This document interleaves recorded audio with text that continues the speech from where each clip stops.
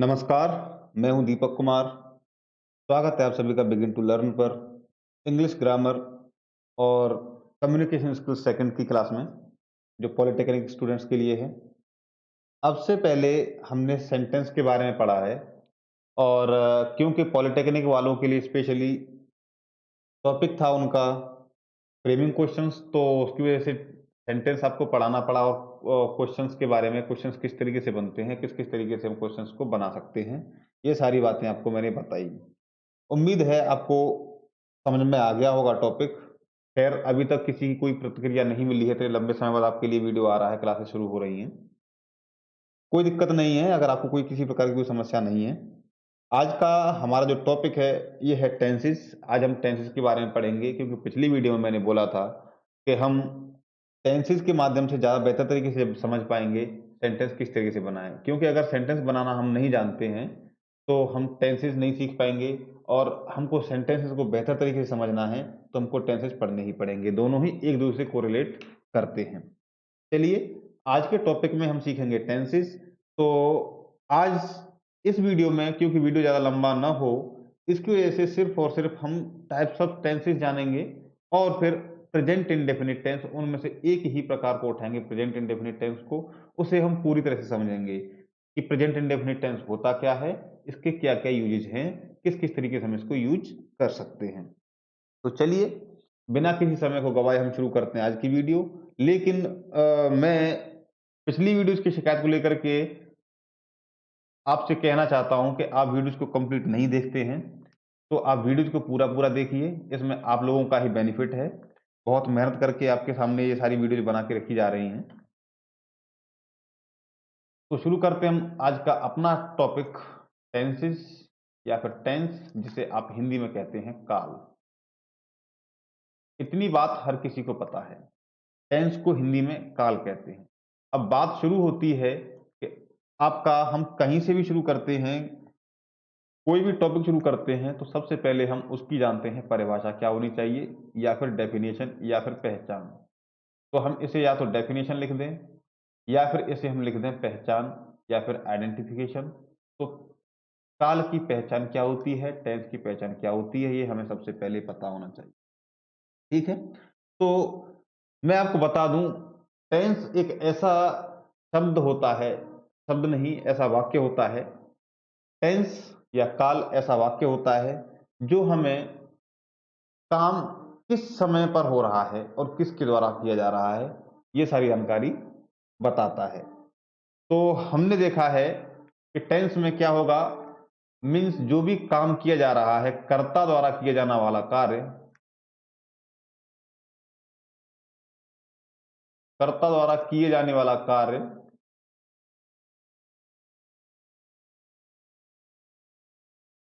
कब यानी किस समय, और कर्ता का मतलब किसके द्वारा किया जा रहा है, कब हो रहा है या कब किया गया है। ठीक है? टेंस से हमको ये सारी चीजें पता लगेंगी। इसका मतलब सीधा-सीधा ये है कि हमको समय के बारे में यहाँ पढ़ने के लिए मिलेगा। चलिए, तो ये तो थी आपकी डेफिनिशन टेंस की। आप यहाँ से पता कर सकते हैं टेंस क्या होता है। चलिए, तो इसके बाद हमें आगे बढ़ेंगे, तो हम जानेंगे टेंस होते क्या हैं, कितने प्रकार के टेंस होते हैं। तो टेंस को मोटे तौर पर सभी को पता होगा, 3 भागों में विभाजित किया जाता है, और वो कौन से होते हैं? 3 भागों में विभाजित किया है टेंस को। वो होता है, आपका पहला होता है फ्यूचर, या फिर इसे फ्यूचर पहला ना लिख करके हम इसे सीधा-सीधा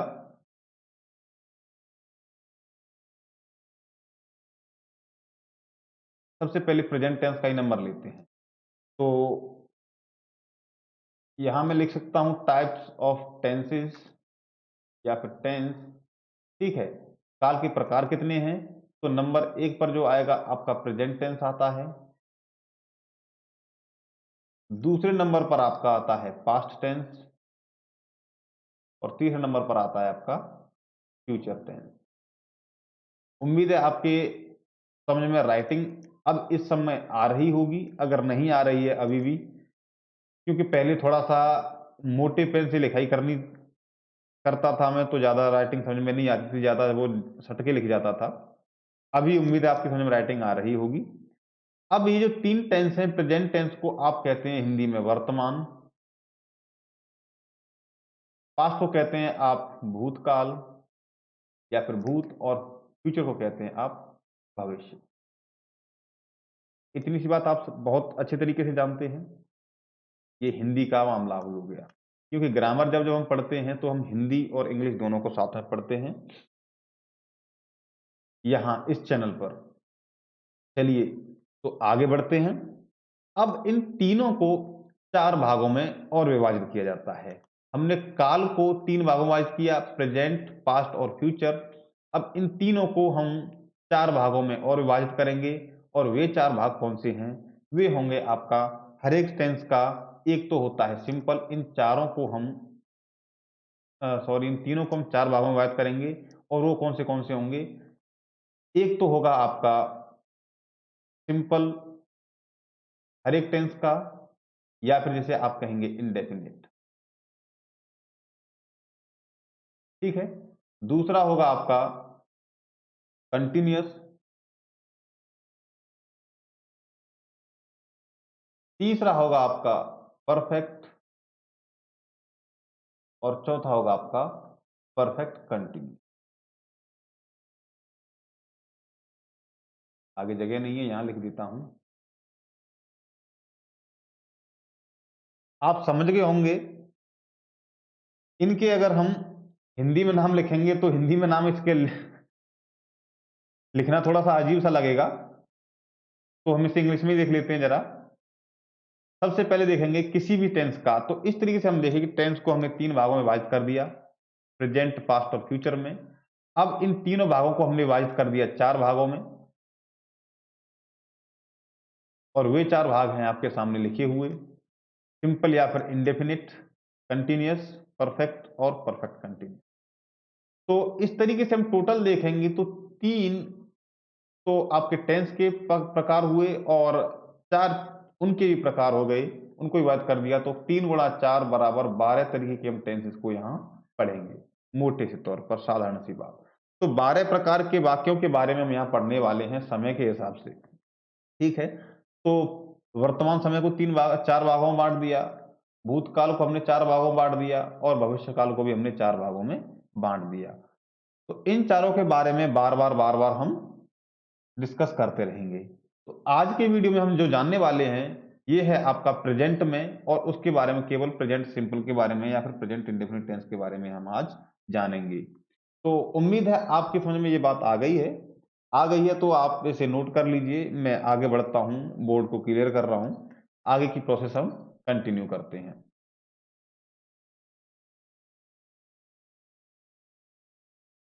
तो अब हम जानने वाले हैं प्रेजेंट इंडेफिनिट टेंस के बारे में। यहां टेंस की जगह सिर्फ और सिर्फ प्रेजेंट इंडेफिनिट टेंस लिख दिया जाता है। यहां हम लिख देते हैं प्रेजेंट इंडेफिनिट टेंस,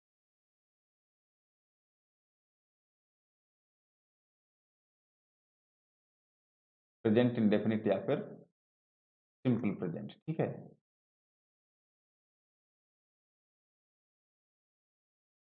या फिर हम इस तरीके से लिख सकते हैं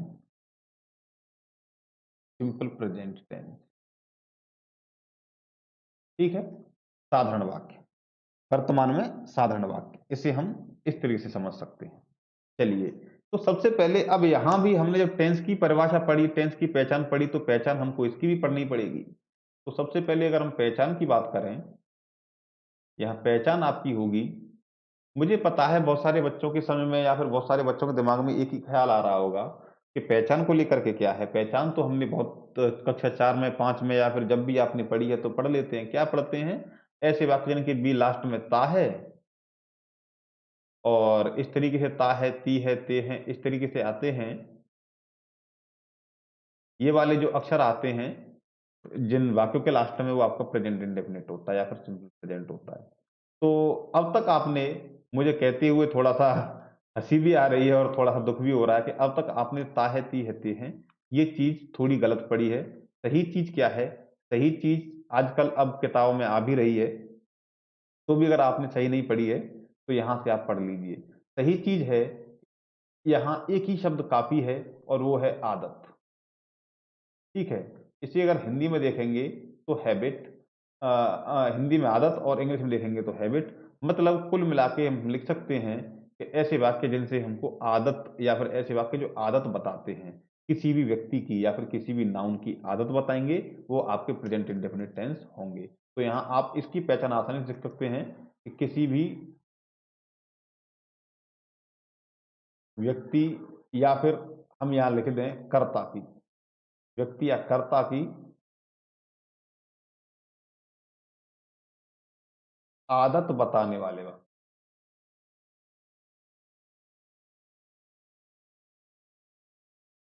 ठीक है, क्या होते हैं आपके प्रेजेंट इंडेफिनिट टेंस या सिंपल प्रेजेंट टेंस होते हैं। इतनी सी बात आपकी समझ में आ गई होगी। जैसे आप यहाँ पर एग्जांपल्स देख सकते हैं, एग्जांपल्स देखेंगे तो पता चलेगा आपको। अब आप किसी भी चीज की आदत उठा के देखिए। जैसे मैं अपनी आदत ले लेता हूं, तो मैं देखता हूं कि मैं सुबह 5 बजे उठता हूं। ठीक है, तो मैं लिख देता हूं मैं सुबह 5 बजे उठता हूं, तो क्या होगा, ये मेरी आदत है।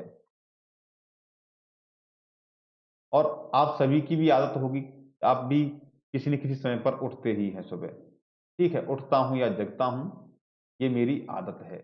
तो आपने देखा, जब हम आदत लास्ट में बोलते हैं तो वहां ताहू ती है ते है ये वाले जो है अक्षर अपने आप ही ऑटोमेटिक ही आ जाते हैं। तो यहाँ भी आ गए हैं। आप किसी भी सेंटेंस को लेकर के देखिए, मैं उठता हूँ, मैं जगता हूँ, मैं चलता हूँ, पढ़ने जाता हूँ, खाना खाता हूँ, इस तरीके से या फिर किसी और व्यक्ति के बारे में जो भी आप उसे सब्जेक्ट को बनाएंगे, उसके सब्जेक्ट बनाएंगे, तो किसी की व्यक्ति के बारे में जैसे आप देखेंगे पक्षी उड़ते हैं, गाय घास चरती है, गाय दूध देती है, भूसा खाती है, ठीक है, कुत्ते भौंकते हैं।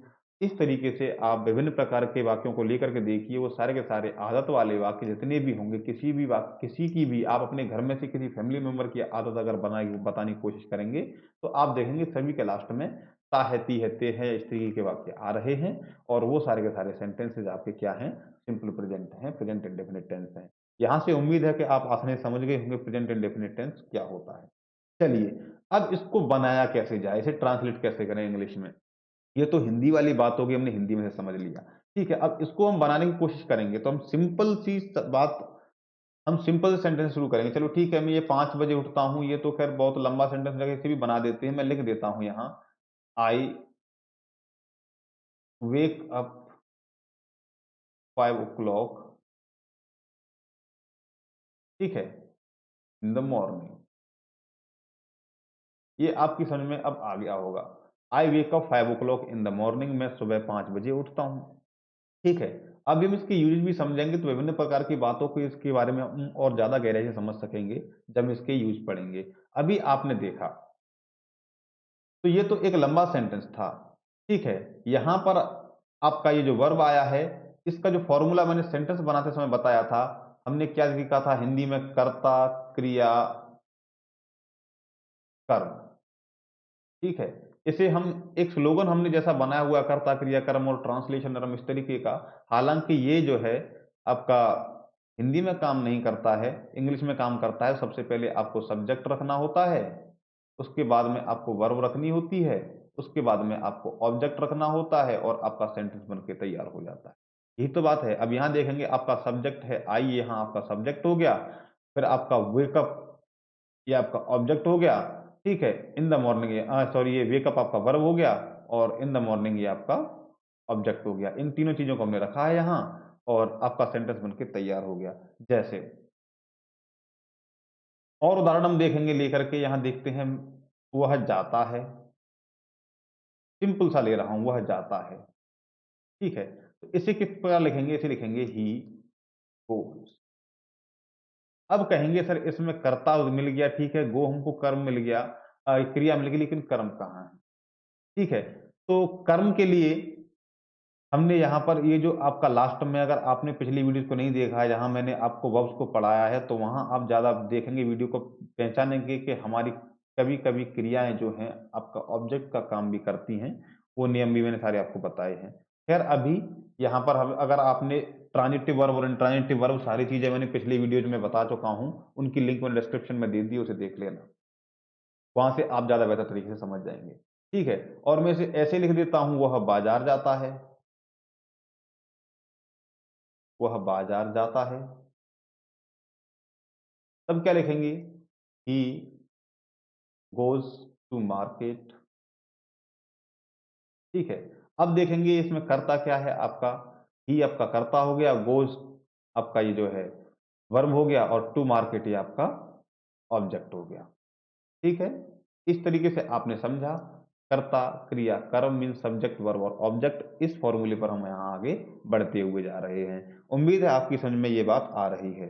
चलिए, तो ये तो होते हैं आपके कि हम छोटा-सा आपके सामने नमूना रख दिया, किस तरीके से हम सेंटेंसेस को और टेंसेस को किस तरीके से ट्रांसलेट कर सकते हैं, प्रेजेंट इंडेफिनिट टेंस क्या होता है, आप बेहतर तरीके से समझ गए हैं। अब इसे और ज़्यादा बेहतर तरीके से समझते हैं। मीन्स इसके कुछ नियम हम पढ़ेंगे, तब हम इसे ज़्यादा बेहतर तरीके से समझेंगे। तो अगर आपने इसका स्क्रीनशॉट ले लिया तो स्क्रीनशॉट ले लीजिए, लेना चाहते हैं। अगर आप इसे अपनी नोटबुक में नोट करना चाहते हैं, तो वहाँ नोट कर लीजिए। अब हम आगे बढ़ते हैं। अब इसके कुछ नियम को हम पढ़ेंगे। ठीक है। इसके नियम को पढ़ने के लिए आप तैयार हो जाइए, कॉपी पेन उठा लीजिए, उन्हें आप साथ-साथ लिखते चलना, क्योंकि इनको बिना नियम के तो मामला गड़बड़ हो जाता है। बिना नियम के अगर आप बनाने की कोशिश करेंगे तो आप फिर गलत बनाएँगे, फिर कहेंगे सर ये क्या नियम का पालन आप नहीं करेंगे, ये तो गलत बन रहा है। तो वहाँ मेरी गलती निकालने की कोशिश मत करना। चलिए आगे बढ़ते हैं। अब यहाँ बात करते हैं हम रूल्स की।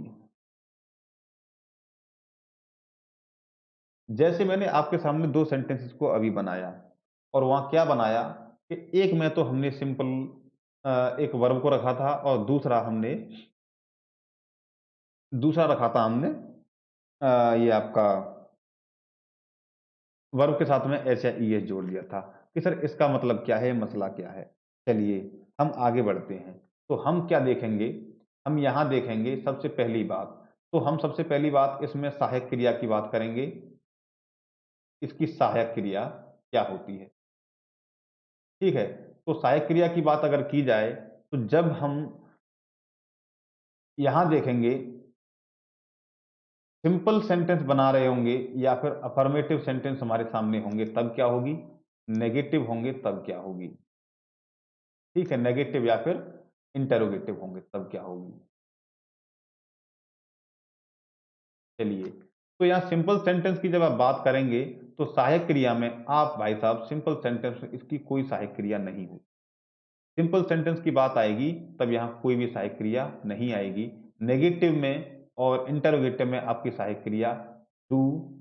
डू कब होती है? जब आपका कर्ता या सब्जेक्ट प्लूरल होता है। प्लूरल का मतलब बहुवचन होता है, ठीक है। और डज, डज कब होती है? जब आपका सब्जेक्ट सिंगुलर होता है। मुझे पता है बहुत सारे बच्चों को इसके बारे में पहले से पहले ज़्यादा जानकारी है, लेकिन फिर भी उस तरीके से हम पढ़ा करके समझा करके चल रहे हैं कि सभी के समझ में बात आ जाए। तो ये तो थी सहायक क्रिया की बात। जब हम सिंपल सेंटेंस की बात करेंगे, तब यहाँ पर कोई भी सहायक क्रिया हम नहीं लगाएँगे, ठीक है। लेकिन नेगेटिव और इंटरोगेटिव में जब हमारी बात आएगी, तो हम नेगेटिव में डू सब्जेक्ट जब हमारा प्लूरल होगा तब यूज़ करेंगे, डज जब हमारा सब्जेक्ट सिंगुलर होगा तब यूज़ करेंगे। अब जब इसकी सहायक क्रिया की हम कहते हैं कोई भी सेंटेंस, कोई भी टेंस बिना सहायक क्रिया के नहीं बन सकता सर। तो सिंपल टेंस में आप यहाँ कह रहे हैं सिंपल सेंटेंस में कोई सहायक क्रिया नहीं आएगी, उसका कुछ अल्टरनेट तो होगा। ऐसे कैसे हो जाएगा कि बिना सहायक क्रिया के ही आपने सेंटेंस बना के तैयार कर दिया? हाँ, इसका अल्टरनेट होता है। इसका अल्टरनेट क्या होता है? देखिए, जब हम सिंपल सेंटेंस बना रहे होते हैं, तब क्या करते हैं? यहाँ देखिए, तो इसके लिए दूसरी दूसरी चीज़ देखनी पड़ेगी हमको।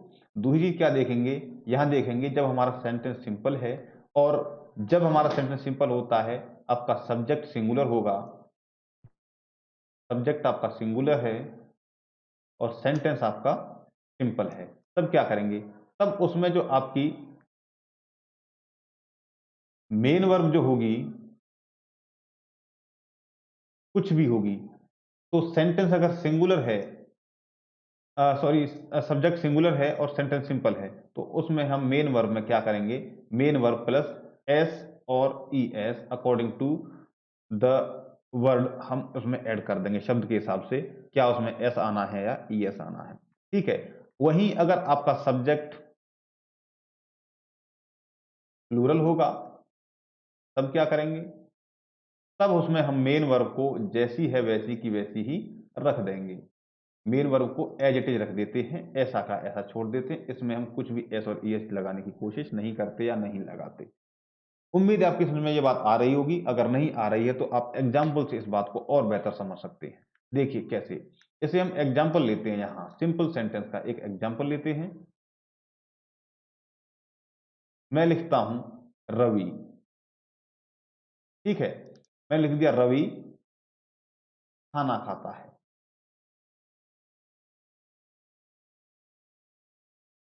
ठीक है, तो यहां लिखा मैंने रवि खाना खाता है। अब कंडीशन क्या है आपका, सिंपल सेंटेंस है, पहली बात तो नेगेटिव इंटरोगेटिव नहीं है। दूसरी बात आपका रवि एक वचन है, नाउन है, और यहां पर ये सिंगुलर सब्जेक्ट हो गया।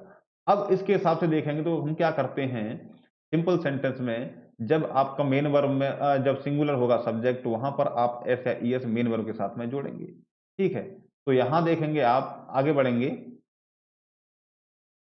बढ़ेंगे तो आपने देखा यहां रवि, सबसे पहले आप रखेंगे सब्जेक्ट को, फिर खाने की क्या होगी, सब्जेक्ट के बाद वर्ब, यही तो आपका फॉर्मूला काम करता है। फॉर्मूला क्या होता है आपका, सब्जेक्ट प्लस वर्ब प्लस में ऑब्जेक्ट, यही तो फॉर्मूला है आपका।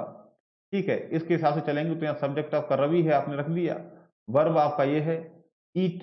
अब ईट में क्या कह रहे हैं, जो आपकी मेन वर्ब है भाई साहब, उसके साथ हम एस और एस जोड़ेंगे, क्योंकि हमारी कोई भी सहायक क्रिया यहाँ नहीं आनी है, तो मेन वर्ब में एस और एस जोड़ना पड़ेगा हमको। तो रवि ईट के साथ हमें एस आता है, तो हमने इसमें एस जोड़ दिया। ठीक है, खाना खाने का मतलब क्या है, फूड। एक तो खाना आपका ये ऑब्जेक्ट है, यानी आपका नाउन है, और दूसरा खाना जो खाता है ये आपकी वर्ब है, ईट्स वाली। तो हमने वर्ब में एस जोड़ दिया और फूड हमने ऐसी के जैसा था वैसा रख दिया। तो देखेंगे सेंटेंस आपके सामने बन करके तैयार है, रवि ईट्स फूड। इसमें मुझे उम्मीद है आपको किसी प्रकार की कोई समस्या नहीं आ रही होगी। ठीक है, यही इसका अगर हम प्लूरल बनाने की कोशिश करेंगे तो रवि की जगह हम कर देते हैं वे, या फिर बच्चे, कुछ भी कर दीजिए, प्लूरल बनाना है हमें तो। वे खाना खाते हैं। ठीक है, ऐसे ही बनाएंगे, वे खाना खाते हैं। अब हिंदी वाले सेंटेंस के स्ट्रक्चर में भी आप देख रहे हैं परिवर्तन आ रहा है, चेंजेस आ रहे हैं। अब यहां आप देखेंगे, इसको ट्रांसलेट करने की कोशिश करेंगे इंग्लिश में, तो क्या है, हमें जाना पड़ेगा आगे बढ़ करके। आगे बढ़ के देखेंगे तो सब्जेक्ट आपका प्लूरल हो गया, क्योंकि वे लगे यहां लगा हुआ है। अब जो आपका प्लूरल सब्जेक्ट वाले रूल्स हैं वो हम यहाँ पर अप्लाई करेंगे। और वे रूल्स क्या हैं कि आपका सिंपल सेंटेंस, सीधी बात है, सेंटेंस आपका सिंपल है तो कोई भी हेल्पिंग वर्ब यहाँ नहीं आने वाली है। फिर क्या आएगा, कुछ नहीं, ऐसे ही हम उठा करके वे को बोलते हैं दे। ठीक है, अब वही सिंपल आपका सब्जेक्ट वर्ब प्लस ऑब्जेक्ट, दे ईट। अब क्योंकि आपका सब्जेक्ट जो है प्लूरल है, वे है, बहुत सारे लोग हैं, नंबर ज्यादा है, तो उसमें क्या करते हैं, मेन वर्ब को ऐसा कैसा रखते हैं, उसमें ऐसे यस नहीं लगाते। तो हमने कुछ भी नहीं किया, बस सिंपल दे ईट फूड, बहुत सिंपल है। इस तरीके से मुझे उम्मीद है आप सारे सेंटेंसेस को बना सकते हैं। तो ये बात थी आपकी सिंपल सेंटेंस की, और यहाँ पर आप सिंपल सेंटेंस को बहुत अच्छे तरीके से बनाना सीख गए होंगे। अब कि सर इसमें हमने किसी भी प्रकार की हेल्पिंग वर्ब का या सहायक क्रिया का यूज हमने नहीं किया है, तब क्या करें। अब हम आगे बढ़ते हैं, थोड़ा सा आगे बढ़ के हम देखेंगे। तो हम हेल्पिंग वर्ब को, जब प्रेजेंट इंडेफिनिट की बात होती है, हेल्पिंग वर्ब यूज करने के लिए हमको सेंटेंस को तो नेगेटिव करना पड़ेगा, इंटरोगेटिव करना पड़ेगा। ठीक है, दोनों ही बातें। चलिए, तो दोनों बातों को जानने के लिए हम देखते हैं आगे, इस सेंटेंस को नेगेटिव कर देते हैं। पहले वाले सेंटेंस को, इसको हम नेगेटिव कर देते हैं। चलिए, तो यहाँ रवि खाना खाता है, तो यहाँ रवि खाना नहीं खाता है। ठीक है, अब इसको नेगेटिव बनाएंगे। नेगेटिव में बनाने के लिए, नेगेटिव बनाएंगे तो क्या कर देते हैं, इसे हम बोल देते हैं रवि खाना नहीं खाता है।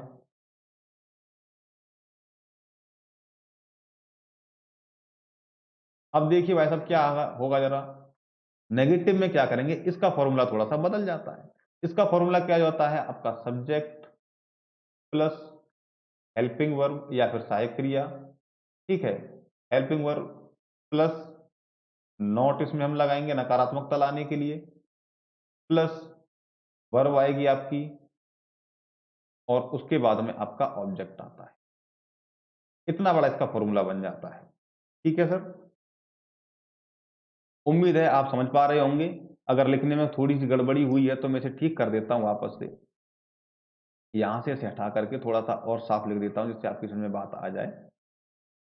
देखिए, थोड़ा हाईलाइट करके लिखता हूं इसे। यहां मैं लिख देता हूं, सबसे पहले क्या आएगा आपका, सब्जेक्ट आएगा, उसके बाद में आपकी हेल्पिंग वर्ब आएगी, उसके बाद में आपका नॉट आएगा, उसके बाद में आपका ऑब्जेक्ट आएगा, ये आपका वर्ब आने वाली है, मेन वर्ब, और उसके बाद में आपका आता है ऑब्जेक्ट। ये आपका फॉर्मूला काम करेगा इसमें। इसके हिसाब से आप सारी चीजें रखते चलिए, आपका सेंटेंस बन करके तैयार हो जाएगा। ठीक है, रवि खाना नहीं खाता है, इसे हम ट्रांसलेट करते हैं, देखेंगे। सबसे पहले सब्जेक्ट आपका रवि है, इसे उठा करके हमने यहाँ रख दिया। ठीक है, अब देखेंगे हेल्पिंग वर्ब। हेल्पिंग वर्ब देखिए इसके साथ चलेंगे जब आपका सेंटेंस नेगेटिव है, पहली बात तो। दूसरी बात, आपका सिंगुलर है, आपका सब्जेक्ट सिंगुलर है, तो वहाँ डज, सब्जेक्ट सिंगुलर होगा तब आपका डज आएगा। देखा आपने यहाँ लिखा हुआ, यहाँ लिखा हुआ डज, तो इसलिए लिख देंगे डज, क्योंकि आपका सेंटेंस नेगेटिव है ये, यहाँ पर ध्यान देंगे। रवि डज और नेगेटिव की हम जो है, जो भी नेगेटिविटी लाने के लिए नोट लगाते हैं, हमने नोट लगा दिया। अब क्या करेंगे, अब भाई साहब जो आपकी मेन वर्ब है उसे लगाएंगे, और मेन वर्ब के साथ में हमें कोई छेड़खानी नहीं करनी है, ध्यान रखना है। हमने यहाँ केवल वे वर्ब लिखा है, वर्ब के साथ में एस या ईएस नहीं जोड़ना है। ठीक है, तो रवि डज नॉट ईट, अब क्या होगा इधर, फूड जो आपका ऑब्जेक्ट बचा हुआ है, खाना नहीं खाता है, तो आप देखेंगे आपका सेंटेंस बनके तैयार है, Ravi does not eat food. ठीक है, तो हमने क्या देखा, हमने देखा कि जब हम सेंटेंस को सिंपल बना रहे थे, वहां पर जो हमारी मेन वर्ब थी, सिंपल सेंटेंस में हम चूंकि किसी भी प्रकार की हेल्पिंग वर्ब या सहायक क्रिया का यूज नहीं कर रहे थे, किसी भी ऑक्सिलरी वर्ब का हम यूज नहीं कर रहे थे, तो हमने मेन वर्ब में अगर हमारा सब्जेक्ट सिंगुलर होता था, एस और ईएस जोड़ करके उसे कंप्लीट किया।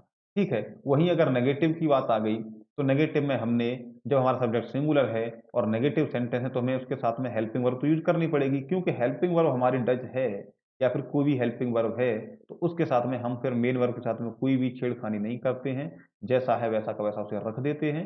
तो और नेगेटिविटी लाने के लिए हमने यहाँ पर नॉट का यूज और किया है, तो हम इस तरीके से सारे के सारे सेंटेंस को तैयार कर सकते हैं, बना सकते हैं। आपके सामने ये एग्जाम्पल रखा हुआ है। इस वीडियो के बाद में मैं आपको पीडीएफ एक्सरसाइज की दे दूंगा, तो उसे आप टेलीग्राम से जाकर के ले लीजिए, वहां फिर उसे आप प्रैक्टिस करके देखिए आप कर पा रहे हैं या नहीं। उसके बाद मैं आपको सॉल्यूशन भी उसका दूंगा। अगर आप कितना सही कर पाए, कितना गलत कर पाए हैं, उसका मुझे फिर कमेंट सेक्शन में जवाब दे देना। ठीक है, अगर आपको किसी प्रकार की कोई कठिनाई इस वीडियो को समझने में या इन सारी चीज़ों को समझने में हो रही है, तो भी आप मुझे नीचे कमेंट सेक्शन में कम से कम बता तो दीजिए। सबसे बड़ी समस्या तो यह है, बताएंगे जब जब आप वीडियो को पूरा देखेंगे, वीडियो को पूरा ही नहीं देखते हैं। चलिए, ये तो हमने एक सिंगुलर, आगे अपने टॉपिक पर आते हैं। यहाँ देखते हैं हम, ये तो हमने अपने एक सिंगुलर सब्जेक्ट के साथ में काम किया। दूसरा, अगर हम इसे प्लूरल सब्जेक्ट के साथ में काम करते हैं तब क्या होगा, प्लूरल सब्जेक्ट के साथ में काम करेंगे तब क्या होगा। तो यहाँ देखते हैं, यहाँ लिख देते हैं वे खाना, ज्यादा मोटा लिखा जा रहा है, मैं लिखता हूं यहाँ वे खाना नहीं खाते।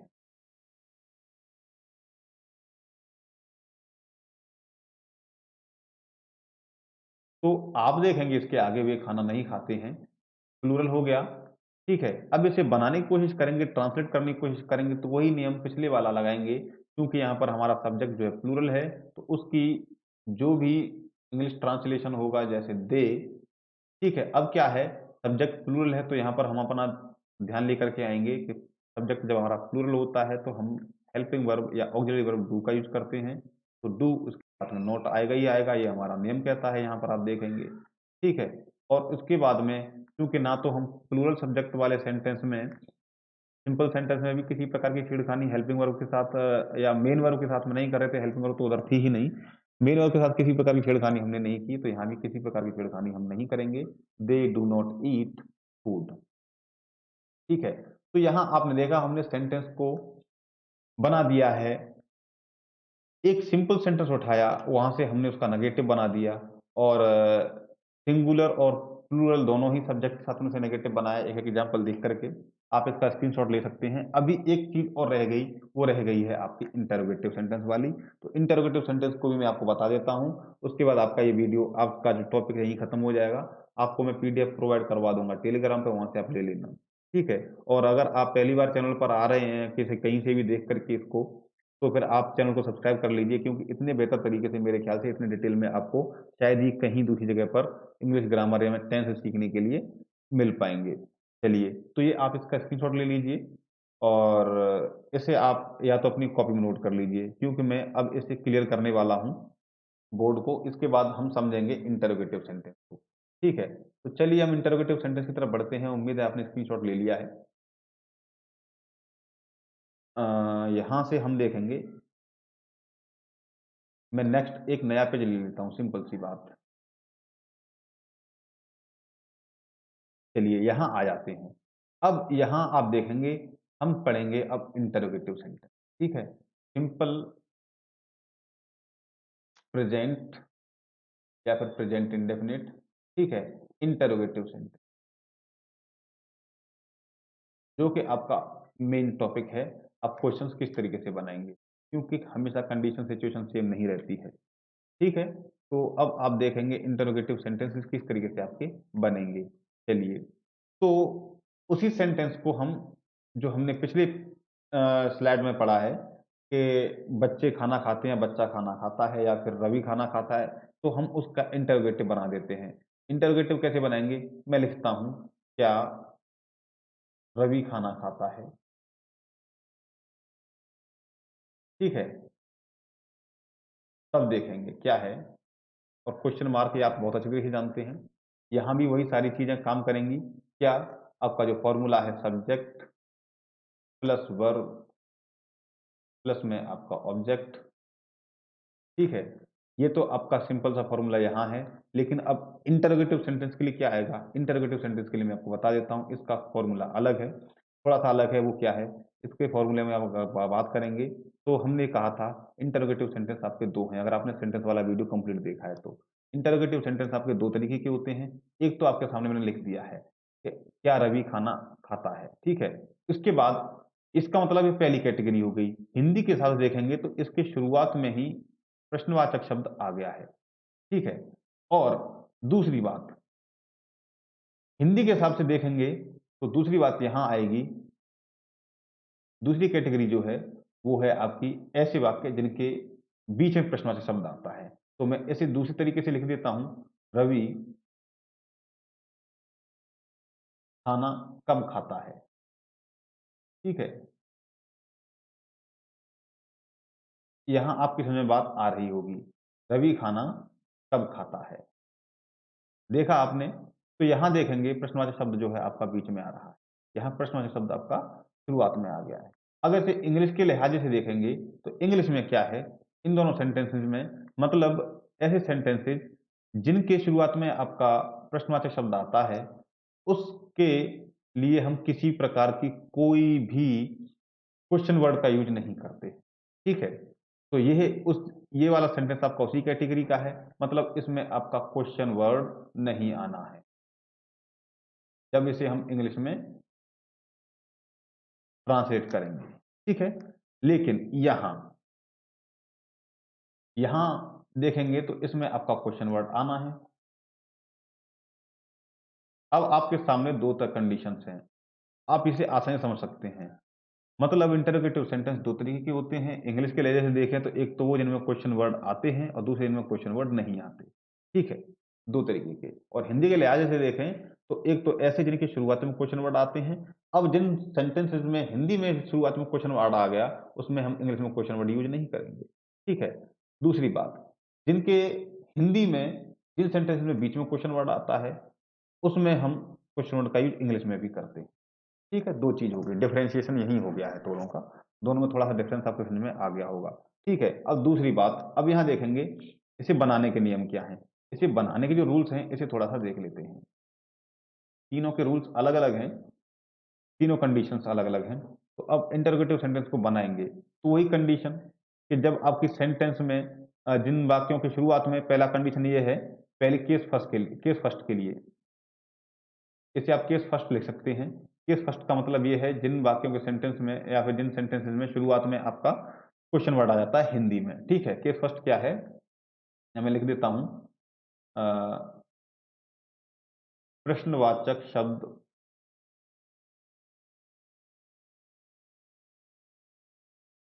वाक्य के प्रारंभ में आता है। ठीक है, ये आपका केस फर्स्ट है, ध्यान रखना। इसके लिए हम नियम पढ़ने वाले हैं। नियम क्या पढ़ेंगे, इसके लिए हम नियम पढ़ेंगे ये कि आपका जो पहला जो रूल होगा, तो यहां भी हम देखेंगे क्या, पहला रूल जो है नंबर 1 वो ये है कि हम इसमें किसी क्वेश्चन वर्ड का यूज़ नहीं करेंगे, ठीक है? तो यहाँ लिख देते हैं do not use question word. जब आपका क्वेश्चन वर्ड यूज़ नहीं होगा तब क्या होगा? क्वेश्चन वर्ड यूज़ नहीं होगा तब क्या होगा? तो यहाँ सिंपल करेंगे, क्या लिख देते हैं जो आपकी helping verb used in the starting, ठीक है? यहाँ देखेंगे आप हेल्पिंग वर्ब को हम यूज़ करते हैं स्टार्टिंग पर।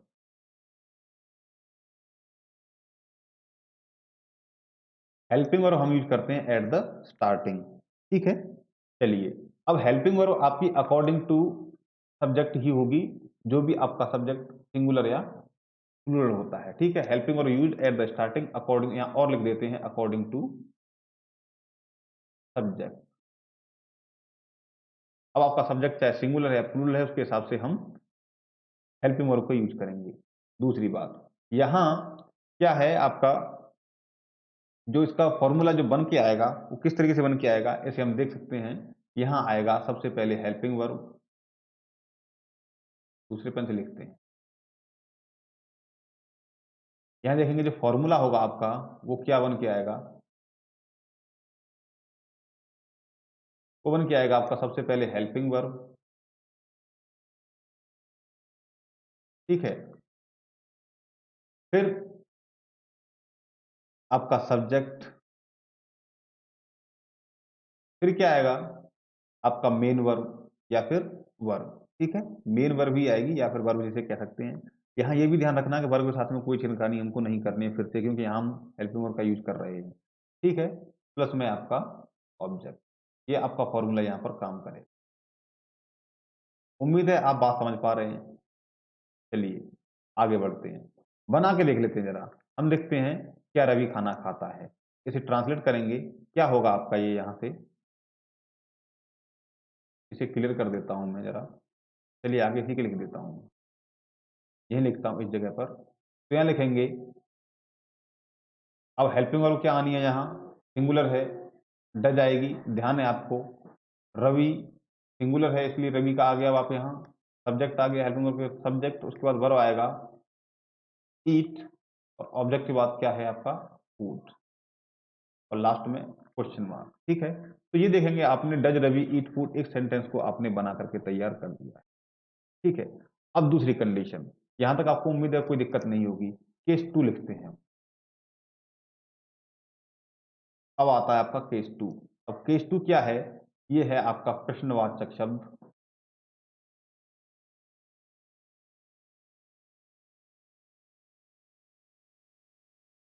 वाक्य के मध्य में आता है,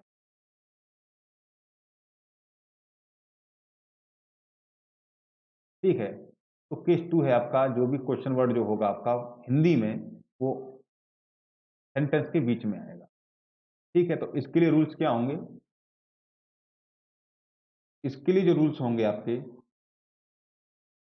इन्हें जरा देख लेते हैं, क्या है? तो सबसे पहले हम यहाँ भी किसी प्रकार के क्वेश्चन वर्ड, हम यहाँ पर सीधी बात है क्वेश्चन वर्ड यूज होना है, ठीक है? तो पहली बात, क्वेश्चन वर्ड यूज होता है, क्वेश्चन वर्ड इज यूज्ड, जो भी क्वेश्चन वर्ड आपने लिखा होगा उसके अंग्रेजी के हिसाब से उसे हम यूज करेंगे यहाँ, ठीक है? तो क्वेश्चन वर्ड हम यहाँ यूज करने वाले हैं। दूसरी चीज क्या है? दूसरी चीज है, दूसरी चीज जो हम यहाँ जो देखेंगे वो ये है, क्वेश्चन वर्ड के तुरंत बाद में हम क्या करेंगे? हेल्पिंग वर्ब लगाएंगे, हेल्पिंग वर्ब या फिर आपकी ऑक्सिलरी वर्ब, ठीक है? तीसरी चीज जो देखेंगे, अकॉर्डिंग टू सब्जेक्ट, ठीक है? यहाँ पर हेल्पिंग वर्ब के बाद में आपका अब आ जाएगा सब्जेक्ट, सब्जेक्ट लगाएंगे according जो भी सब्जेक्ट है, उसके बाद हम बीच में मेन वर्ब के साथ में कोई भी छेड़खानी नहीं करेंगे। तो इस तरीके से आपका हेल्पिंग वर्ब, उसके बाद में फिर आपका बन जाएगा सब्जेक्ट, और इस तरीके से हम पूरा फॉर्मूला यहाँ लिख सकते हैं, जो भी आपका फॉर्मूला यहाँ आने वाला है। फॉर्मूला क्या हो जाएगा आपका? फॉर्मूला बन के तैयार हो जाता है आपका, सबसे पहले आपका क्वेश्चन वर्ड, जिसे मैं शॉर्ट में QW लिख देता हूँ, प्लस में आएगा आपका हेल्पिंग वर्ब, जिसे मैं HW लिख देता हूँ, HV, ठीक है। और इसके बाद में आएगा फिर आपका सब्जेक्ट, और फिर इसके बाद में आएगा आपका वर्ब, उसके बाद में आपका फिर आपका ऑब्जेक्ट। अब आप यहाँ पर देख रहे हैं कि हमने कहानी शुरू की थी subject plus verb plus object से, लेकिन इंटरोगेटिव में यहाँ क्वेश्चन वर्ड हेल्पिंग वर्ब यहाँ ऐड हो गया है। दूसरी फर्स्ट केस में देखेंगे तो यहाँ पे हेल्पिंग वर्ब और यहाँ हेल्पिंग वर्ब आपका ऐड हो गया है, लेकिन जो बेस स्ट्रक्चर है इसका सब्जेक्ट वर्ब ऑब्जेक्ट ये जैसा का तैसा यूं ही है। चलिए अब इस जो सेंटेंस हमने लिखा है, इस सेंटेंस को हम यहाँ पर ट्रांसलेट करने की कोशिश करते हैं। यहाँ तो ये क्या, रवि खाना कब खाता है। देखिए कब की क्या होती है अंग्रेजी, वैन होती है, ठीक है, क्योंकि आपका रवि सब्जेक्ट सिंगुलर है, ठीक है, तो डज आएगा। अब आपका खाना क्या होता है, वर्ब ईट लगा देंगे, व्हेन डज, यहाँ हमने पहले थोड़ी सी गलती कर दी है, सब्जेक्ट को हम भूल ही गए हैं।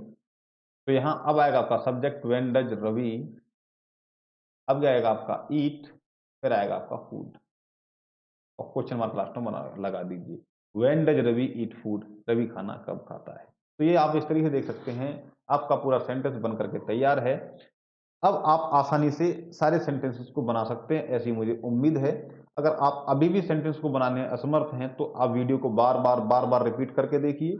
और इसके बाद एक और केस रह जाता है, जो केस रहता है वो ये है आपका, अब इन इंटरोगेटिव सेंटेंसेस का हम नेगेटिव और बनाते हैं, ठीक है। तो उसके लिए मैं आपको बता दूं, जब कभी भी आप सेंटेंसेस का नेगेटिव बनाएंगे इन सभी सेंटेंसेस का, वो क्या होगा, आप हमेशा जो हेल्पिंग वर्ब है उसके बाद में नोट लगाएंगे। जैसे हमने नेगेटिव सेंटेंस में हेल्पिंग वर्ब के बाद नोट लगाई थी, तो नेगेटिव केस में क्या करेंगे आप, नेगेटिव केस में भी हेल्पिंग वर्ब का नोट लगा देंगे। जरा उस केस में मैं समझा देता हूं, उसके बाद आपकी वीडियो, यही जो आपका टॉपिक है यही खत्म हो जाएगा।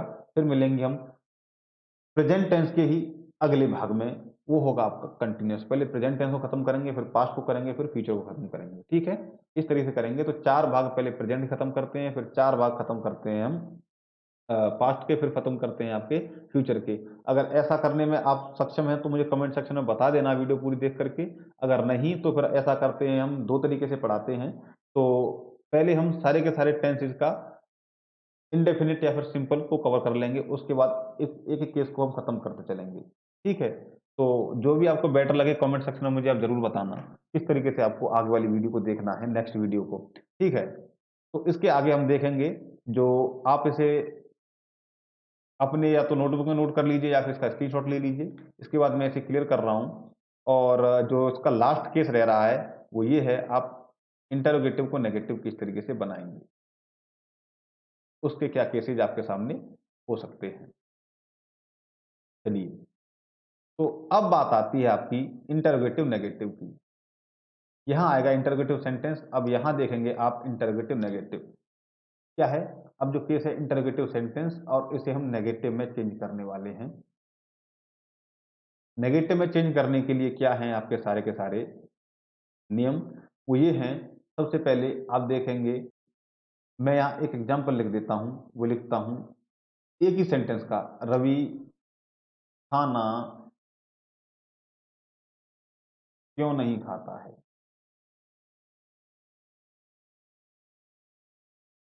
ठीक है। तो आप देखेंगे मैंने एक सेंटेंस को उठाया, एक ही सेंटेंस को बेस सेंटेंस लेकर चल रहे हैं, रवि खाना क्यों नहीं खाता है। ये चीज आप यहाँ से समझने की कोशिश करेंगे। रवि खाना क्यों नहीं खाता ये वजह नहीं जानेंगे, हम जानेंगे सेंटेंस किस तरीके से बनेगा, ठीक है। गलत मत लेके चले जाना है इसे। चलिए, तो इसके भी हम कुछ नियम देख लेते हैं। नियम वही रहने वाले हैं, मैंने बस चेंज कर दिया। क्या चेंज कर दिया है, चेंज ये कर दिया है कि आप नेगेटिव सेंटेंस में थोड़ा सा चेंज, एक चीज और हो जाएगी आपकी, वो ये हो जाएगी, हेल्पिंग वर्ब के बाद में आप नॉट लगा देंगे। तो आप इसका सिंपल सा फॉर्मूला ही देख लेते हैं, सिंपल सा, ज्यादा बात ना करें। तो यहाँ फॉर्मूला देख लीजिए क्या बनेगा। फॉर्मूला बनेगा आपका, क्योंकि इस सेंटेंस के बीच में क्वेश्चन वर्ड आ रहा है, तो क्या होगा आपका, सबसे पहले क्वेश्चन वर्ड आ जाएगा। तो यहाँ आपका सबसे पहले क्वेश्चन वर्ड, ठीक है। उसके बाद में आएगा आपका हेल्पिंग वर्ब, प्लस आपका नॉट यहाँ आ जाएगा, प्लस आपका वही सब्जेक्ट, ठीक है। यहाँ थोड़ा सा आपका स्ट्रक्चर गलत हो रहा है, इसे थोड़ा संभालेंगे। जो आपका सेंटेंस बनेगा वो होगा आपका सबसे पहले क्वेश्चन वर्ड आएगा यहाँ, प्लस आपका आएगा हेल्पिंग वर्ब। हेल्पिंग वर्ब के बाद में आप यहाँ लिखेंगे सब्जेक्ट और उसके बाद में आप लगाएंगे नॉट, उसके बाद में फिर आप लगाएंगे वर्ब, फिर आएगा आपका ऑब्जेक्ट। ठीक है, तो ये फॉर्मूला आपका बन करके तैयार होता है, इस पर आप गौर करेंगे।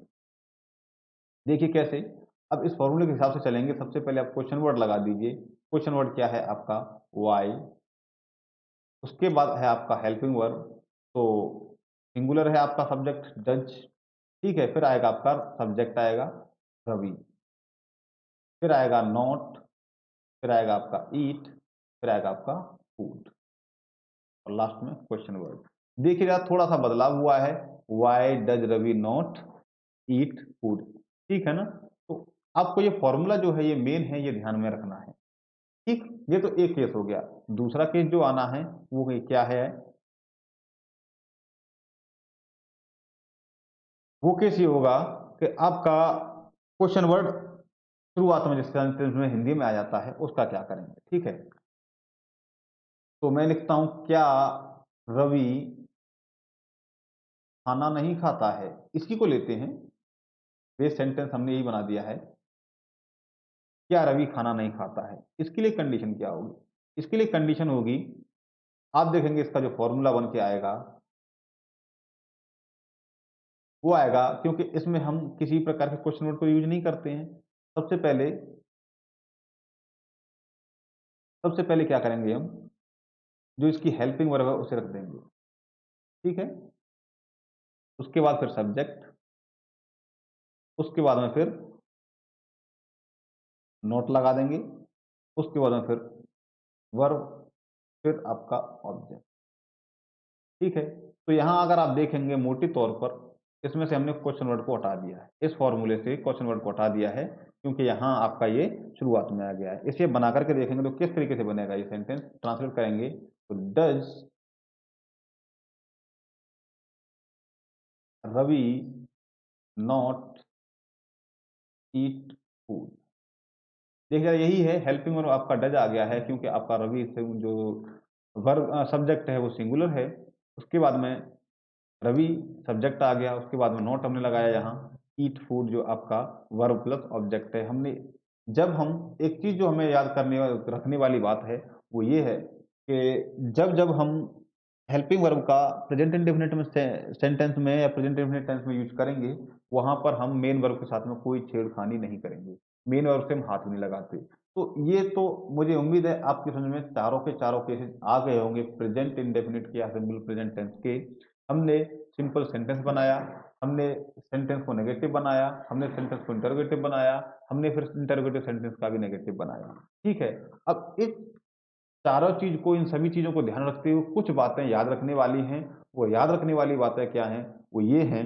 तो नियम एक बार फिर से देख लेंगे क्या है। जब आपका सेंटेंस सिंपल रहेगा, अफर्मेटिव सेंटेंस रहेगा, सिंपल प्रेजेंट टेंस में, प्रेजेंट इंडेफिनिट टेंस में, तब क्या रहेगी केस, केस ये रहेगा कि जब आपका अफर्मेटिव सेंटेंस है तो वहां पर आप किसी भी प्रकार का हेल्पिंग वर्ब नहीं आती है। ठीक है, हेल्पिंग वर्ब या फिर ऑक्सिलरी वर्ब आप नहीं यूज करते हैं। Helping verb is not used कब, जब आपका सेंटेंस अफर्मेटिव है। ठीक है, दूसरी चीज, जब आपका सेंटेंस नेगेटिव या इंटरोगेटिव है तब ही आप इसे हेल्पिंग वर्ब को यूज करेंगे। ठीक है, तो यहां लिख सकते हैं हम, हेल्पिंग वर्ब इज यूज्ड कब, व्हेन सेंटेंस इज इंटेरोगेटिव और नेगेटिव। ठीक है, ये बात आपके समझ में आ गई। दूसरी चीज, जब आपका सेंटेंस अफर्मेटिव रहने वाला है तब हम अकॉर्डिंग टू सब्जेक्ट एस और ईएस लगाएंगे। तब हमारा सब्जेक्ट अगर पॉजिटिव है प्लूरल है, ठीक है। तो यहाँ लिखेंगे व्हेन सेंटेंस इज अफर्मेटिव या फिर positive and subject is singular, तब क्या करेंगे आप, इस केस में आप हेल्पिंग वर्ब तो यूज नहीं होनी है, मेन वर्ब में आप एस और ई एस जोड़ देंगे, ठीक है। एस और ई एस जोड़ेंगे। वहीं अगर आपका सेंटेंस अफर्मेटिव है और सब्जेक्ट आपका प्लूरल है, ठीक है, तब क्या करेंगे, तो यहां लिख देता हूं मैं व्हेन सब्जेक्ट इज प्लूरल। उस केस में क्या करेंगे आप, उस केस में करेंगे आप मेन वर्ब में जैसी की है वैसी की वैसी उसे हम रख देंगे। बाकी की ये जो रूट वाली बात है, जो याद रखने वाली बात यह है कि हमको एस और यस कब जोड़ना है, कब नहीं जोड़ना, और हेल्पिंग वर्ब हमको कब यूज करनी है, कब नहीं करनी। ये बात आपकी ध्यान रखने वाली है। और उम्मीद है अब आप ये सारी बातें समझ गए हैं। आपकी समझ में प्रेजेंट इंडेफिनिट या सिंपल प्रेजेंट टेंस बहुत अच्छे तरीके से आ गया है। अगर आपके समझ में सेंटेंस आ गया है, ये टेंस आ गया है, तो इसको वीडियो को आप आगे बढ़ाइए, जिससे आसानी से, जितनी आसानी से आपने सीखा उतनी आसानी से और भी आपके साथी जो भी पढ़ने वाले हैं वो सीख सकें। तो बने रहिए मेरे साथ अगली वीडियो में। मिलते हैं अगले वीडियो में। तो अगले वीडियो जैसे आप कमेंट सेक्शन में बताएंगे उस तरीके से आप कांटेक्ट मुझे करिए कि आपको पास्ट का इंडेफिनिट पढ़ना है या फिर इसी का कंटिन्यूस पढ़ना है, ठीक है। तो उस हिसाब से मैं डिसाइड करता हूं और उस हिसाब से वीडियो को बनाता हूं। चलिए मिलते हैं अगली वीडियो में। वीडियो देखने के लिए आपका धन्यवाद। और आपने अगर चैनल को सब्सक्राइब नहीं किया तो कर लीजिए। इसका पीडीएफ या फिर इसका एक्सरसाइज मैं आपको टेलीग्राम चैनल पर दे दूंगा, फिर उसका सॉल्यूशन भी आपको मैं यहीं पर करवाऊंगा, ठीक है। तो उसका सॉल्यूशन का वीडियो भी आपके लिए मैं डाल दूंगा। तो आप टेलीग्राम चैनल को भी जाकर के ज्वाइन कर लीजिए, नहीं तो फिर आप मिस आउट करेंगे कि हमें पीडीएफ नहीं मिली एक्सरसाइज की। तो टेलीग्राम चैनल को ज्वाइन कर लीजिए। पॉलिटेक्निक वालों बच्चों ने जिन्होंने गूगल क्लासरूम को ज्वाइन नहीं किया, गूगल क्लासरूम को ज्वाइन कर लीजिए। वहां से आपको लिंक मिलती रहेगी। टेलीग्राम पर आपको वीडियो मिल जाएगी, टेलीग्राम पर आपको पीडीएफ मिल जाएगी। और फेसबुक पेज को भी आप फॉलो कर लीजिए, वहां भी आपको वीडियो की लिंक मिल जाएगी। ये इसका मतलब ये सारी चीजें इसलिए हैं, कुछ बच्चों के दिमाग में बात आ रही होगी इतने सारे प्लेटफॉर्म क्यों बना के तैयार किए जा रहे हैं।